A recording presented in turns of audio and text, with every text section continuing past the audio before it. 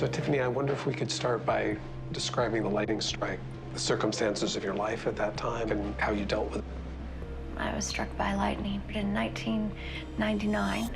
One of our horses had gotten into where the farm equipment was stored, the tractor and the truck and so forth, and there was a chain link going all the way around the shed.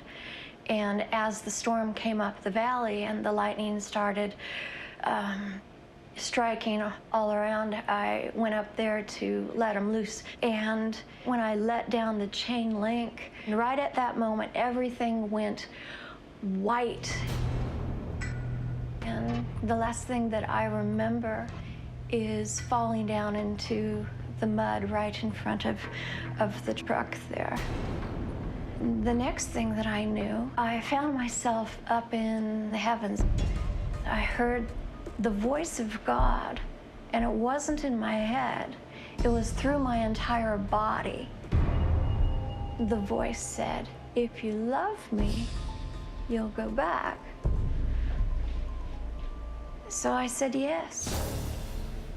Can you tell us about how the stigmata first began to manifest? One night, I had very, very vivid dreams.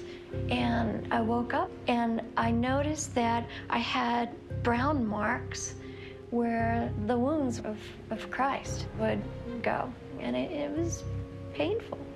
The next day, they just started running, and I had blood going down my hands and down my feet, and I called up a friend that I knew, Father Francis, and he walked in and he said, "Oh my God."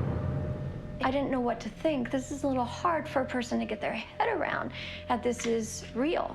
You almost want to ask other people, do you see this too? Tiffany, could we look at your hands? Certainly. So is that? The white areas. The white area is the scar tissue. Did you have it on your palm, too? Yes, and it was more tender on the inside of the palms.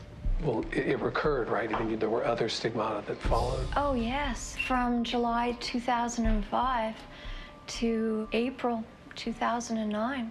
The major reason for me having stigmata was to bring forth more prayers. That these were prayers that would help ease the suffering of mankind. So why do you think you were chosen to have all of these experiences? Not because of any special thing about me. I had had a lifetime of brokenness, drug problems, and living throughout the country when I was a child with being left with different families that I didn't know, and always bouts of poverty and bouts of abuse one way or the other. And I had always felt close to God.